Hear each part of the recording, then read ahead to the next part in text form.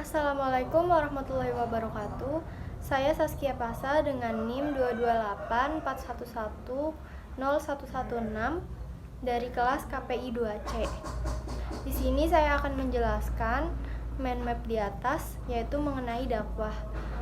Mohon izin saya membawa catatan dan referensi yang saya catat, yaitu tentang dakwah. Dakwah sendiri adalah suatu proses penyampaian ajakan atau seruan kepada orang lain atau kepada masyarakat agar mau mempelajari dan mengamalkan ajaran agama untuk kebaikan dunia dan akhirat. Yang pertama adalah ayat dari kewajiban berdakwah. Dalam surat Ali Imran ayat 104 yang berbunyi Bismillahirrahmanirrahim. Wal takum minkum ummatun yad'una ilal khairi wa yalmuruna bil ma'rufi wa yanhuna 'anil munkar wa ulaika humul muflihun. Dijelaskan pada surat ini yaitu Allah memerintahkan salah satu di antara segolongan umatnya untuk menyeru kepada kebajikan. Maka dari ayat ini dapat disimpulkan bahwa Allah memerintahkan hambanya yang muslim untuk berdakwah dan menyerukan kebajikan. Maka dakwah adalah hal yang wajib dilakukan oleh setiap muslim. Yang kedua, keutamaan dan tujuan dakwah. Seperti dalam surah Al-Ankabut ayat 69 yang berbunyi Bismillahirrahmanirrahim. Wallazina jahadu fina lanahdiyannahum subulana wa innallaha lama'al muhsinin.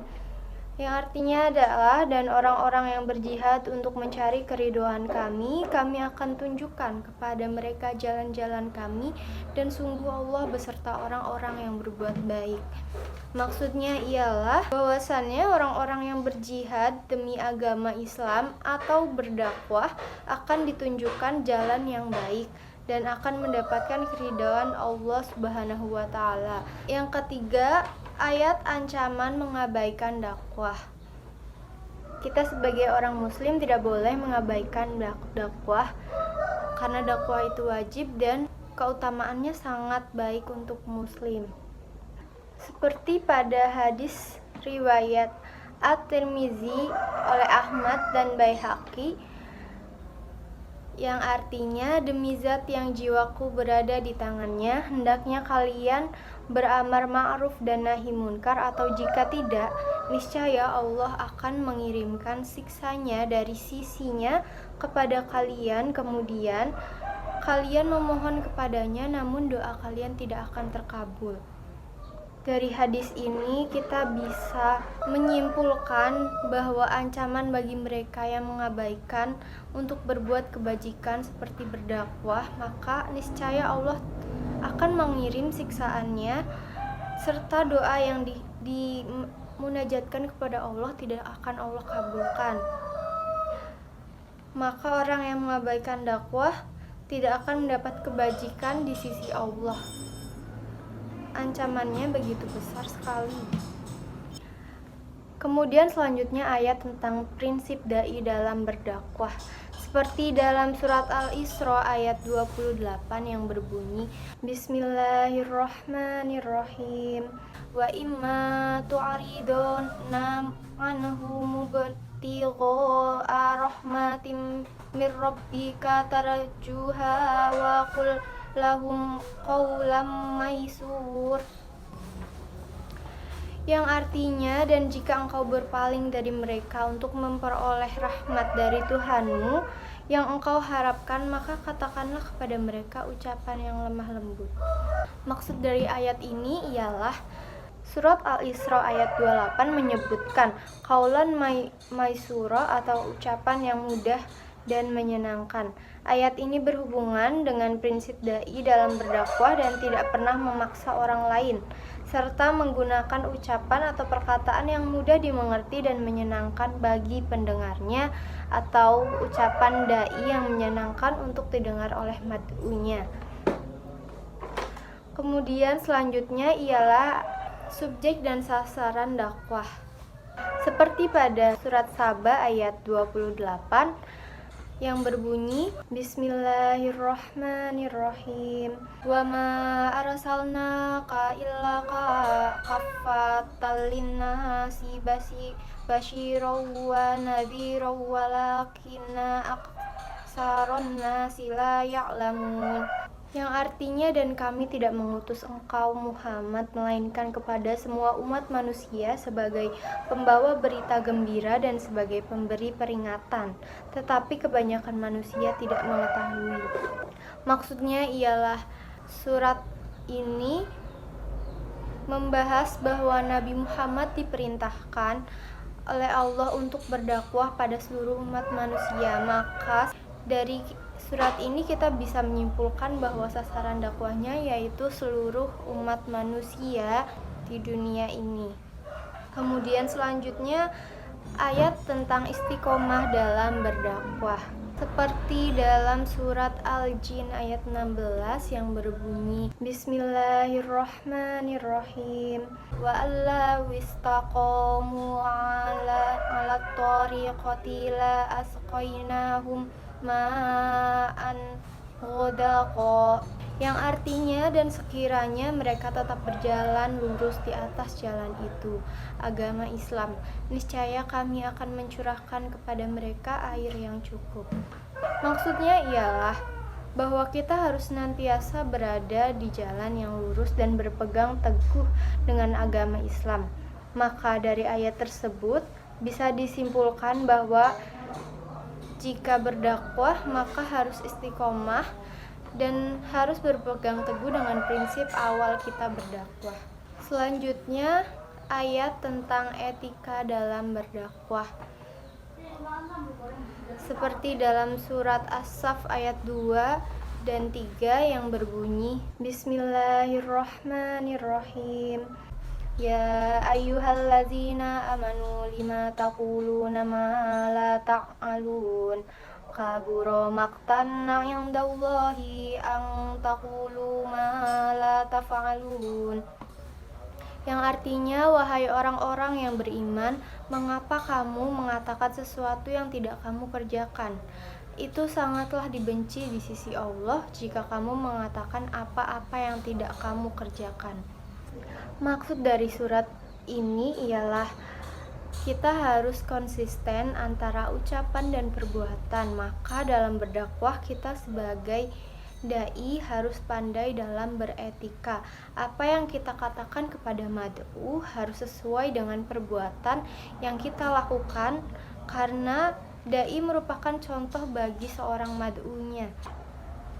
Kemudian selanjutnya ialah ayat tentang konsep berdakwah. Seperti dalam surah Ali Imran ayat 104, kita mengutip Ali Imran ayat 104 lagi yang berbunyi Bismillahirrahmanirrahim wal takum minkum ummatu yad'una illal khairi wa ya'muruna bil ma'ruf wa yanhana hauna 'anil munkar wa ulaika humul muflihun, yang artinya ialah, dan hendaklah di antara kamu ada segolongan orang yang menyeru kepada kebajikan, menyuruh yang makruf, dan mencegah dari yang munkar, dan mereka itulah orang-orang yang beriman. Maksud dari surat ini yaitu konsep berdakwah ialah menyeru kepada kebajikan, menyuruh berbuat yang ma'ruf, dan mencegah dari yang munkar. Hal ini agar manusia senantiasa menjadi orang yang beruntung dan selalu berada di jalan yang benar di sisi Allah Subhanahu wa Ta'ala. Selanjutnya yaitu ayat mengenai metode dan strategi dakwah. Seperti dalam surah An-Nahl ayat 125, Bismillahirrahmanirrahim, yang berbunyi Ud'u ila sabili rabbika bil hikmati wal mau'izatil hasanati wajadilhum billati hiya ahsan inna rabbaka huwa a'lamu biman dhalla an sabilihi wa huwa a'lamu bil muhtadin, yang artinya ialah, serulah wahai manusia kepada jalan Tuhanmu dengan hikmah dan pengajaran yang baik, dan berdebatlah dengan mereka dengan cara yang baik. Sesungguhnya Tuhanmu, dialah yang lebih mengetahui siapa yang sesat di jalannya, dan dialah yang mengetahui siapa yang membuat petunjuk. Maksud dari surat ini ialah metode dan strategi dakwah yang dilakukan ialah dengan menyeru kepada manusia ke jalan Allah dengan memberikan hikmah dan pengajaran yang baik, serta dai dianjurkan untuk berbicara atau berdebat dengan mad'unya dengan cara yang baik. Kemudian selanjutnya ayat tentang materi berdakwah, seperti dalam surah Yusuf ayat 108 yang berbunyi, Bismillahirrahmanirrahim. Qul hadhihi sabili ad'u ilallah ala basiratin ana wa manittaba'ani wa subhanallahi wa ma ana minal musyrikin, yang artinya ialah, katakanlah Muhammad, inilah jalanku, aku dan orang-orang yang mengikutiku mengajak kamu kepada Allah dengan yakin. Maha suci Allah dan aku tidak termasuk orang-orang musyrik. Dari surat ini, maka dakwah seperti bahwasannya materi ini bisa tentang ajakan untuk selalu berada di jalan Allah, yakin terhadap Allah, dan menjauhi perbuatan yang munkar seperti musyrik.